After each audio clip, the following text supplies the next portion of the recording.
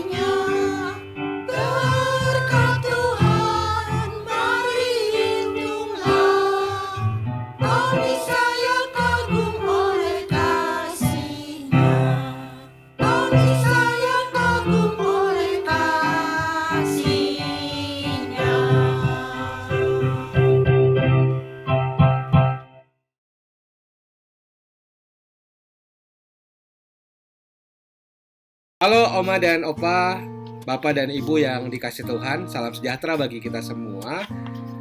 Bersyukur hari ini setelah penabisan kemarin, hari ini saya jadwalnya pas untuk menyapa Oma dan Opa, Bapak Ibu sekalian di Sapaan Lansia pada Kamis hari ini. Dan pertama saya mau berterima kasih kepada Oma dan Opa, Komisi Lansia, dan juga Bapak dan Ibu sekalian yang sudah menjadi teman di dalam perjalanan saya sampai ke tahap ini. Dan kiranya Tuhan memampukan saya untuk menjalani perjalanan ini, dan juga dengan dukungan dari teman-teman seperjalanan Oma dan Opa di Lansia GKI Kebonjati secara khusus. Nah, Oma dan Opa, hari ini kita akan sama-sama membahas bagian firman Tuhan. Tema hari ini adalah hidup adalah perjuangan. Bacaan kita diambil dari Lukas 13 ayat 22 sampai ayatnya ke-30. Saya akan membacakannya untuk kita semua. Kemudian Yesus berjalan keliling dari kota ke kota dan dari desa ke desa sambil mengajar dan meneruskan perjalanannya ke Yerusalem. Dan ada seorang yang berkata kepadanya, "Tuhan, sedikit sajakah orang yang diselamatkan?" Jawab Yesus kepada orang-orang di situ, "Berjuanglah untuk masuk melalui pintu yang sesak itu. Sebab aku berkata kepadamu, banyak orang akan berusaha untuk masuk, tetapi tidak akan dapat.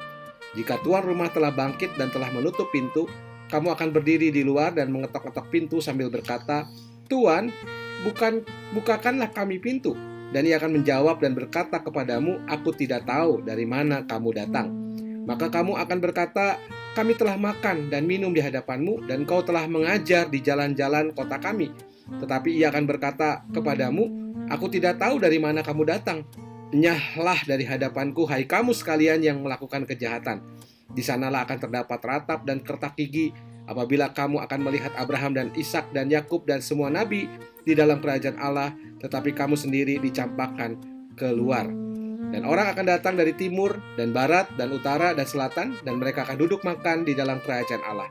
Dan sesungguhnya ada orang yang terakhir yang akan menjadi orang yang terdahulu, dan ada orang yang terdahulu yang akan menjadi orang yang terakhir." Demikianlah firman Tuhan. Nah, Oma dan Opa dan Bapak Ibu sekalian dikasih Tuhan, dari sejak kecil sampai kita memasuki usia lanjut dalam hidup ini, setiap saat kita terus berjuang menghadapi berbagai hal, persoalan hidup. Berjuang dalam membangun hidup keluarga, berjuang dalam hal pendidikan bagi anak-anak kita. Mungkin juga ada yang berjuang melawan penyakit, berjuang melawan godaan dan cobaan. Jadi singkatnya saudara-saudara, tiada hari tanpa perjuangan. Kalau mau hidup bahagia, sejahtera, sehat jasmani dan rohani, sukses dalam berbagai usaha, dan lainnya. Nah, dalam perjalanan hidup tidak akan pernah berhenti. Kita namanya berjuang. Nah, hari ini saudara, bacaan kita, Yesus mengingatkan kepada kita untuk terus berjuang. Ia mengenal kita semua secara pribadi. Ia adalah pintu satu-satunya untuk kita sampai ke tempat perhentian terakhir yang dipenuhi dengan damai sejahtera dan sukacita kekal. Nah, dengan menggunakan kata berjuanglah, dalam bacaan kita, Tuhan Yesus mau mengatakan kepada kita tentang komitmen moral dan usaha yang terus-menerus untuk berpartisipasi agar kita meraih kebahagiaan dan keselamatan kekal dalam perjamuan abadi di surga. Saudara, Yesus tidak mengatakan jumlah orang yang persis berapa yang bisa masuk dalam perjamuan itu. Tetapi jelas dalam bacaan kita, orang-orang yang setia mengikutinya ini akan memperoleh tempat yang layak di surga. Ia mengingatkan supaya para pengikutnya memiliki daya juang untuk memperoleh keselamatan itu. Nah, saudara, tentu sebagai manusia kita akan mengharapkan keselamatan. Dan kita mengimani Allah dalam diri Yesus sebagai penyelamat umat manusia. Ia memiliki kuasa atas keselamatan umat manusia. Jerih payah, kerja keras, atau apapun segala usaha, upaya yang kita lakukan, setiap orang tidak bisa mendatangkan keselamatan. Ya. Dan mereka meyakini bahwa usaha serta pikiran itu akan membawanya menuju keselamatan memang. Ya, bahwa kerajaan Allah terbuka bagi semua orang. Tetapi dalam bacaan kita sudah dijelaskan, namun hanya orang-orang yang tetap setia, yang imannya selalu terarah pada Allah, itulah yang kemudian disebut sebagai yang layak untuk masuk tinggal bersamanya di dalam kerajaannya. Maka itu ada pertanyaan yang ditujukan kepada Yesus dalam bacaan kita. Sedikit sajakah orang yang diselamatkan? Saudara, ajaran moral oleh Tuhan Yesus demikian keras sehingga pendengarnya yakin bahwa hanya sedikit orang yang bisa diselamatkan. Nah, Yesus di sini meminta supaya semua orang berjuang masuk melalui pintu yang sesak atau pintu yang sempit. Dan pertanyaan orang ini dilatar belakangi memang oleh pandangan orang Yahudi pada zaman itu bahwa orang Yahudi akan selamat secara otomatis, sedangkan bangsa-bangsa lain tidak akan bisa selamat. Nah, Yesus tidak menjawab pertanyaan sedikit atau banyak, saudara, dalam bacaan kita. Tapi Yesus memberikan dorongan kepada orang yang bertanya, untuk berjuang memperoleh keselamatan itu karena pintu yang sesak itu. Gambarannya bahwa keselamatan itu tidak secara otomatis diperoleh tanpa usaha, tanpa perjuangan. Betul ada anugerah, tetapi ada juga hal yang harus kita perjuangkan. Nah, saudara, Yesus ingin menyampaikan bahwa dirinya adalah pintu itu. Artinya orang-orang yang menerima keselamatan, jalan yang dilaluinya tidak akan mudah. Sebab untuk masuk ke dalam pintu keselamatan yang sudah dianugerahkan itu, diperlukan yang namanya kesungguhan hati. Sehingga jangan menganggap anugerah itu sebagai barang murahan, mudah dan remeh, saudara. Maka itu kata berjuanglah secara implisit mengandung arti bahwa dalam perjuangan yang diwajibkan Yesus itu, kita akan menghadapi banyak penderitaan. Bahkan penderitaan yang sangat hebat. Butuh pengorbanan dan itu tidak mudah. Maka itu satu hal yang harus kita lakukan adalah melayani dan mengasihi seperti Yesus sendiri. Nah, saudara, keselamatan telah Yesus berikan. Namun hanya orang-orang yang setia, yang tetap setia dan selalu berjuang untuk selalu ingin bersama Yesus yang pada akhirnya akan masuk bersama-samanya dalam kerajaan surga. Bahkan pengorbanan dan penderitaan kemudian akan menjadi bagian yang tidak dapat dipisahkan dalam meraih keselamatan, damai sejahtera, dan kebahagiaan. Maka itu saudara jangan menganggap remeh sebuah keselamatan yang telah Tuhan nyatakan. Dengan iman kita percaya pada Yesus. Kita harus berjuang masuk ke pintu yang sesak dalam menghadapi tantangan dan pergumulan hidup yang kita alami apapun itu. Jangan mundur saudara, jangan menyerah, tetapi tetap terus bersama Yesus berjuang dalam mempertahankan keselamatan yang telah Dia berikan kepada kita. Kita akan terus tekun dalam doa, tetap terus bersama-sama dalam menjalani kehidupan ini bersama Tuhan. Nah, maka itu saudara, perjalanan menuju hidup kekal memang terbuka kepada semua orang, tetapi melalui pintu yang sesak, sehingga butuh sekali lagi komitmen untuk mematikan egoisme diri kita. Ya, saudara, banyak orang yang mengakui Yesus Kristus sebagai Tuhan dan bangga sebagai orang Kristiani, tetapi kemudian hidupnya tidak mencerminkan Kristus di dalam dirinya. Maka itu orang-orang seperti inilah yang ketika mengetuk pintu surga akan menerima jawaban, aku tidak tahu dari mana engkau datang. Enyahlah dari hadapanku, hai kamu sekalian yang melakukan kejahatan. Nah saudara, sekali lagi keselamatan adalah inisiatif dari Allah dan butuh jawaban pasti respon dari pihak manusia. Allah memberi keselamatan sebagai anugerah dan kita manusia menjawab anugerah itu dengan menghidupi iman itu. Ya, maka itu persahabatan yang benar dengan Yesus akan ditunjukkan dengan cara hidup seperti melakukan kehendak Tuhan. Ya, berkehendak yang baik, rendah hati, lemah lembut, belas kasih, mampu mengasihi, membangun keadilan dan kebenaran, memiliki komitmen untuk setia, jujur dalam membangun kedamaian, dan juga melakukan hal-hal dalam rangka menghadirkan kerajaan Allah di dunia ini. Nah, maka itu saudara-saudara, bagi kita bukan tidak mungkin kita memperoleh keselamatan itu. Asalkan dalam kehidupan harian kita tetap berjalan. Ya, meskipun di jalan yang sempit itu, tetapi kita tetap berkomitmen setia kepada Tuhan. Ya, hidup adalah perjuangan. Dan Bapak Ibu, saya katakan selamat berjuang. Tuhan memberkati kita. Amin.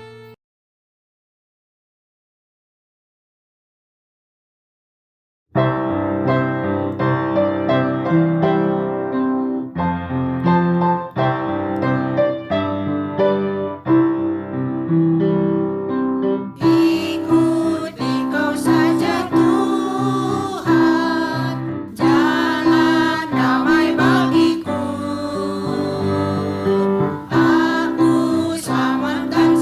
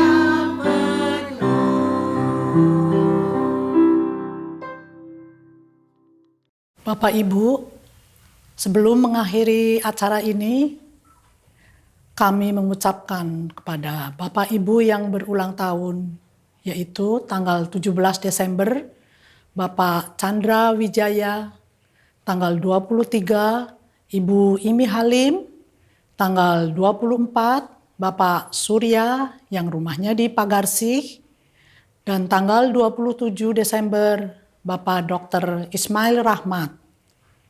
Pada tanggal 1 Januari 2022, Ibu Ian Jeriani, 6 Januari Ibu Minarni, 9 Januari Ibu Susi Krisniati, 14 Januari Ibu Ripkah, 15 Januari Ibu Yanitan, 20 Januari Ibu Widyati Samudra, dan 25 Januari Bapak Ateng Gideon dan Ibu Alien. Bapak Ibu semua, marilah kita tutup dengan doa. Mari kita berdoa bersama. Ya Allah Bapa kami yang bertahta dalam tahta kerajaan surga yang mulia, puji syukur dan terima kasih.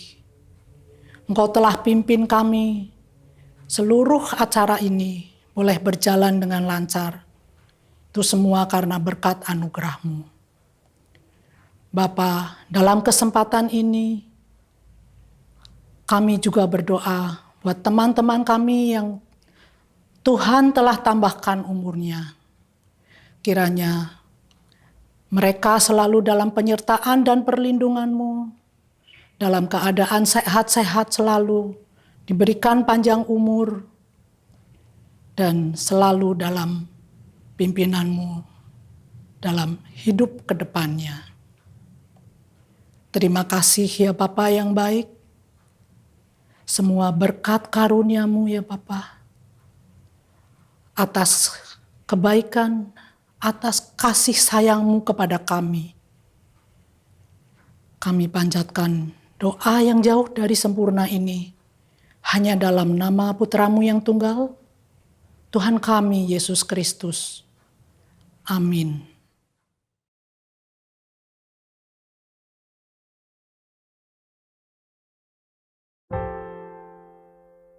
Bapa, terima kasih.